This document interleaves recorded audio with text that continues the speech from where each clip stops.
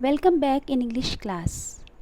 बच्चों, आज की हमारी वर्कशीट 13 इनफॉर्मल लेटर पर बेस्ड है।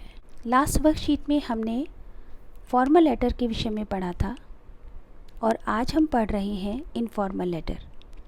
इनफॉर्मल लेटर नॉर्मली अपने फ्रेंड्स या अपने रिलेटिव्स को लिखे जाते हैं, जबकि फॉर्मल लेटर्स ऑफिशियल लेटर्स होते हैं, रिक्वेस्ट लेटर होते हैं या फिर कोई ऑर्डर प्लेस करना हो उसके लिए लिखे जाते हैं या कोई कंप्लेंट करनी हो उसके लिए लिखे जाते हैं, जबकि इनफॉर्मल लेटर रिलेटिव्स या फ्रेंड्स को लिखे जाते हैं। तो अभी हम एक इनफॉर्मल लेटर की बात कर रहे हैं। We read about a hard working farmer Lencho, a letter to God, chapter 1 the first flight.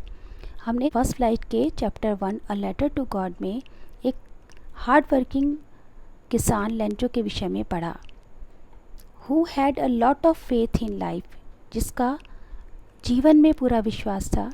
He believed that God helps everyone during difficult times. उसका ऐसा भरोसा था, विश्वास था कि ईश्वर सबकी कठिन समय में ईश्वर सबकी मदद करता है। Hope you like reading the story.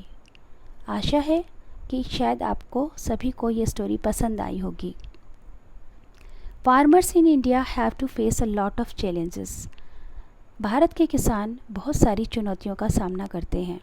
Sometimes they face droughts and sometimes there are floods.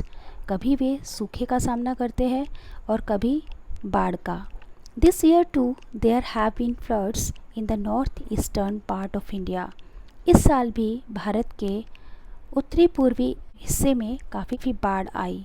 A huge plague of locusts threatened to destroy the crop in the month of June. जून के महीने में टिड्डी दल ने फसलों को बहुत ज़्यादा नुकसान पहुंचाया। You must have heard or read about it. तुमने ये सुना होगा या पढ़ा होगा। Write a letter to one of your cousins staying in Jaipur, asking him about the well-being of his family and their fields. आप अपने कज़िन को जो कि जयपुर में रहते हैं उनके और उनके परिवार की वेलबींग के विषय में एक पत्र लिखें। Show your concern and convey your best wishes. आप अपनी कंसर्न कि आप उनके लिए चिंतित हैं ये शो करें पत्र में और ये बताएं कि आप उनको बेस्ट विशेस दे रहे हैं ताकि वो आप इस नुकसान से बाहर निकल सकें। You may like to share the story of Lencho in short to comfort your cousin.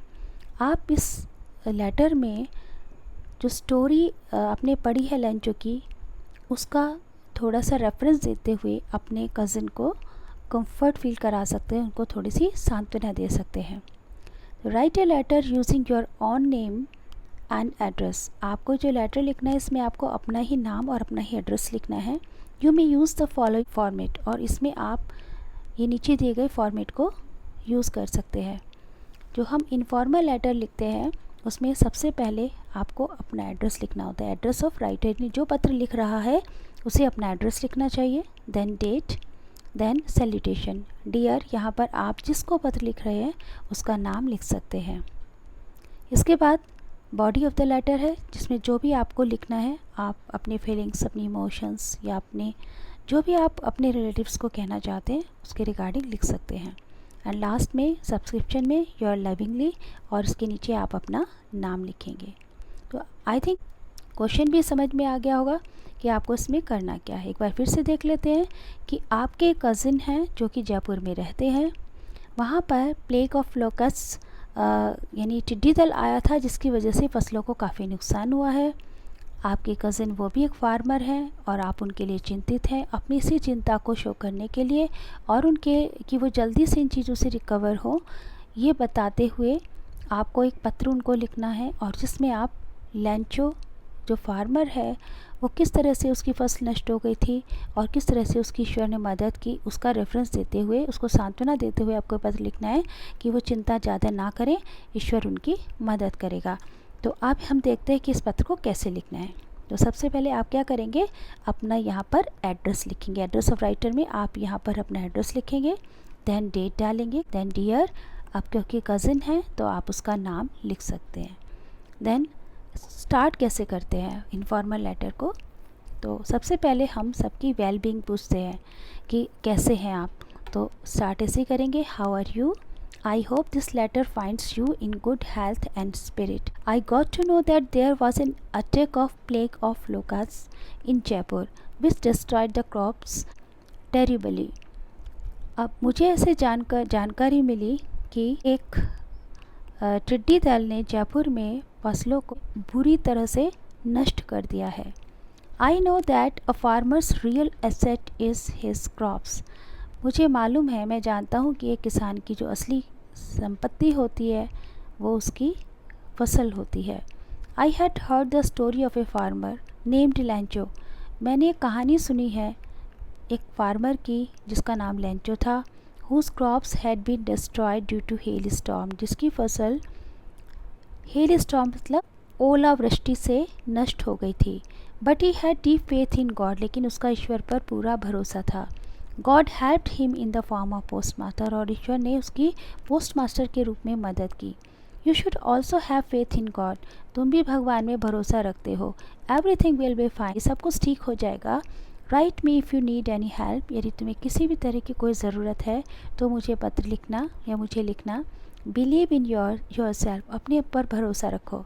Convey my regards to uncle and aunt, ये लास्ट में लिखने की लाइन होती।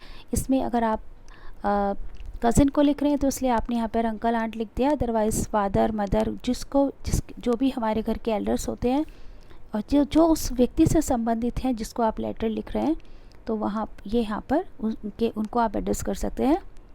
तो convey my regards to uncle and aunt, then subscription yours lovingly, and then इसके नीचे आप अपना नाम लिख देंगे। तो आपके लेसन से संबंधित कोई भी लेटर आपको लिखने के लिए आ सकता है जो आपके लेसन पर बेस्ड होगा। तो लेटर लिखने का तरीका आई थिंक आपको क्लियर हो गया होगा। इसी के साथ हमारी क्लास समाप्त होती है। अब आप जल्दी से अपनी वर्कशीट करके ग्रुप पर डालेंगे। See you in the next class. Till then stay home, stay safe. Thank you. Have a nice day.